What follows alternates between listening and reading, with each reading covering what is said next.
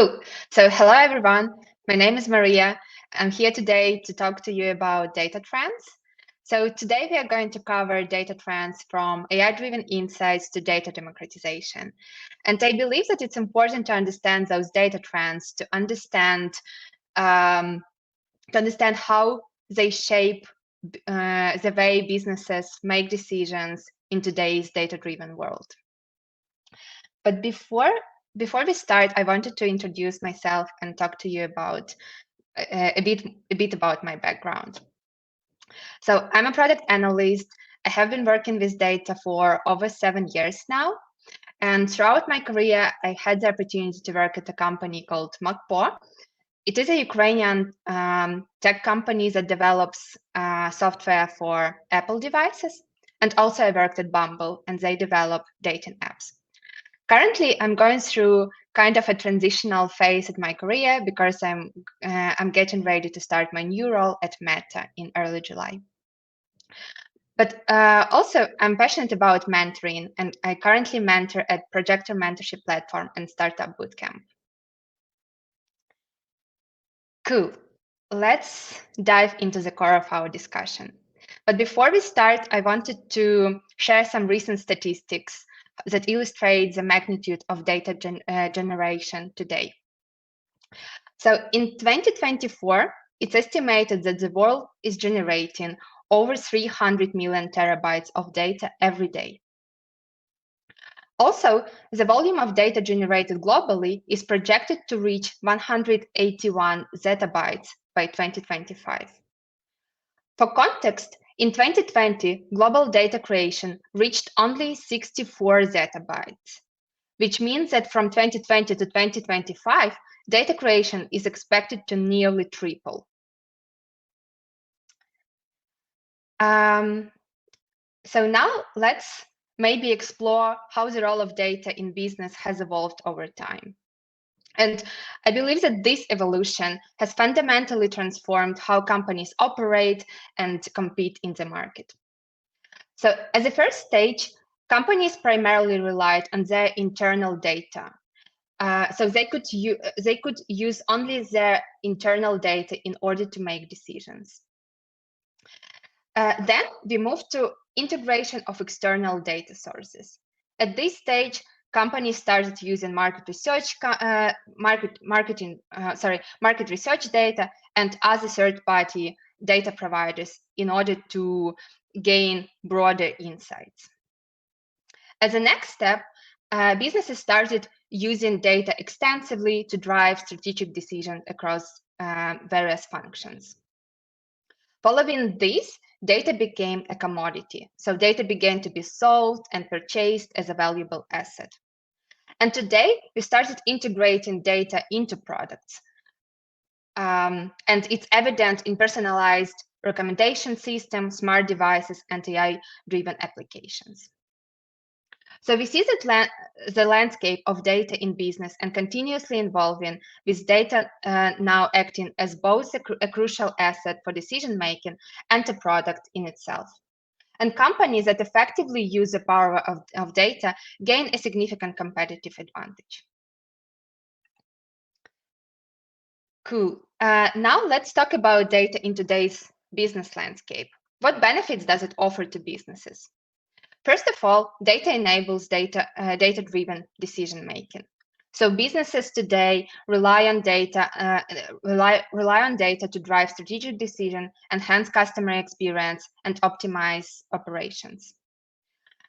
To illustrate this point, consider that 92% of companies are currently increasing their investments in data and AI. Secondly, data gives a competitive advantage to companies that effectively use data. It enables them to predict market trends, personalize services, and innovate. And again, companies that use a data-driven marketing are estimated to be 6 times more likely to be profitable. And lastly, companies have started integrating data across functions. From marketing to supply chain management, data integration across various business functions is crucial for creating a cohesive and efficient operational framework. Cool. And now that we have explored the current role of data in today's business landscape and its numerous benefits, now let's shift our focus and shift our focus to some of key data trends. Talking about data trends, let's start from AI-driven insights. AI-driven insights refer to valuable recommendations and information generated by artificial intelligence from analyzing large data sets. Those insights help businesses make better decisions and understand patterns and trends. Companies may use AI in different ways. For example, in order to get a predictive analytics. So companies may forecast sales, inventory needs, and customer demand. Also, AI may be used for customer insights. AI helps understanding customers' behavior and preferences for personalized marketing and product enhancements. Another popular example how AI is being used for in companies is risk management. So normally, whenever you now have like fraud detection, it's normally done by AI. The same with excess credit risk and insurer compliance. Also, AI may be used for operational efficiency. It helps optimize in supply chains, reduce downtime, and stream logistics. Cool. And definitely, when we talk about AI-driven insights today, it's important to talk how generative AI now impact AI-driven insights. And generative AI today brings some important changes how we actually use data. First of all, it enhances data analysis and interpretation. So today, AI models generate comprehensive reports and summaries from complex data sets. It also helps with integration and accessibility. So today, generative AI allows us to use user-friendly interfaces and tools, making advanced analytics accessible to non-experts. Generative AI also helps with automation of advanced techniques and methodologies, as well as visual data analysis. If you look at some real-world examples of how generative AI helps businesses today, we can as a first example, we may talk about ChatGPT. So already today, ChatGPT helps generating detailed financial reports from raw data, helping financial analysts make informed decisions. As another example, Google's Looker integrated with Gemini enables users to generate advanced data visualizations and insights using just natural language queries. Also, Canva uses AI to automatically generate infographics from data inputs. Cool. So now let's talk about another key data trend, which is data privacy and security. And first, let's talk about importance of data privacy and security. So first of all, it is important because it helps us protect sensitive information. And it is essential to prevent unauthorized access and data loss. Secondly, it helps us maintain customer trust and reputation. And last but not least, it's because of regulatory compliance. It helps avoid high fines and legal consequences. But why data privacy and security are becoming more important today? I believe that it is important the rise in the high-profile data breaches and the introduction of stricter regulations globally. Talking about strict regulations, I wanted to mention some key regulations in the EU and the US. These regulations, so So in the EU we have GDPR, and in the US we have CCPA and CPRA. And these regulations emphasize the protection of personal data and ensuring privacy. Companies that are not compliant with these regulations risk facing significant penalties and legal consequences. Yeah, and let's look at some recent and public examples of data privacy failures that highlight the importance of these regulations. So one example is a company called 23andMe, which offers genetic testing service. So recently, they experienced a data breach that compromised genetic and personal data. And this incident exposed sensitive information of users, raising significant privacy concern. Another recent example is the Bank of America, which experienced a data breach that compromised sensitive information, including names, social security numbers, and account details of over 57,000 individuals. Cool. So now that we have covered the critical importance of data privacy and security, let's shift to another trend, which is cloud computing and analytics engineering. So cloud computing refers to using cloud services to store, process, and analyze data.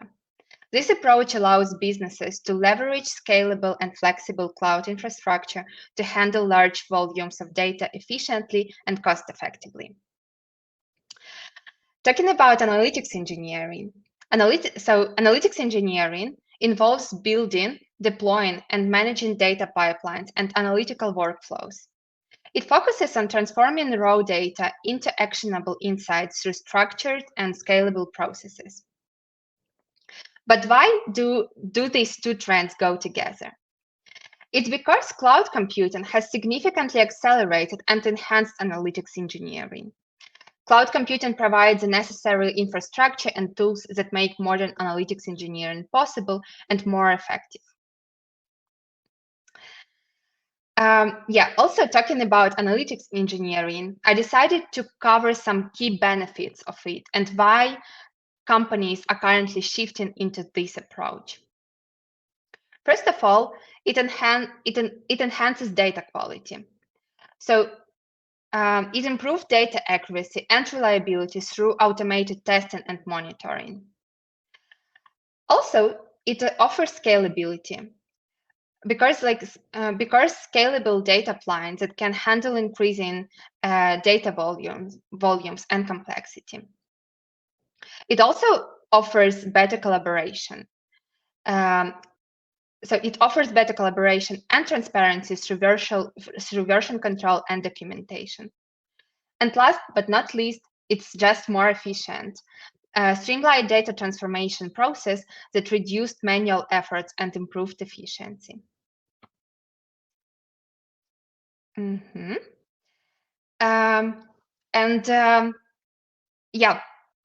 Last data trend that we are going to talk about today is data democratization. Data democratization is a process of making data accessible to non-technical users across the organization, enabling everyone to make data-driven decisions. If you look at those graphs, it shows us the difference how companies operate between different functions when they have data democratization and when they don't. With data democratization, every function can access the data they need, leading to faster decision-making. Without it, data access is limited to only data people, which can slow down process and lower overall efficiency. I also decided to cover some benefits and challenges that comes together with data democratization. So talking about benefits, first of all, it enables employees at all levels to make data-driven decisions, enhancing overall organizational efficiency. It also brings innovation. It encourages innovation by allowing more people to experiment with data and generate new insights. It also increases organizational agility by reducing the dependency on centralized data teams. speeding up the decision-making process. But all of these benefits come together with its own challenges. First of all, it's data quality, because now we need to ensure that data available to all users is accurate and reliable. Because it is important, because before, like when data access have only people who are qualified to work with data, it's kind of, the importance of it is not that high, like because data people are more familiar with its own challenges and may spot some kind of problems. Whereas when we give access to data to wider group of people, now it's important to ensure the data that is available is accurate and reliable. Also, we need to balance the data accessibility. Another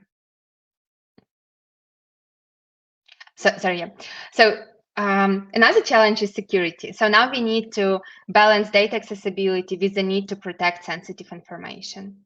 And another challenge is training. So we need to provide training to ensure that all employees can effectively use data tools. And let's probably cover some steps that companies need to make in order to achieve data democratization. And first step that companies need to do is to establish a data-driven culture. Second step, without what we cannot proceed to data democratization, is companies need to invest in data infrastructure.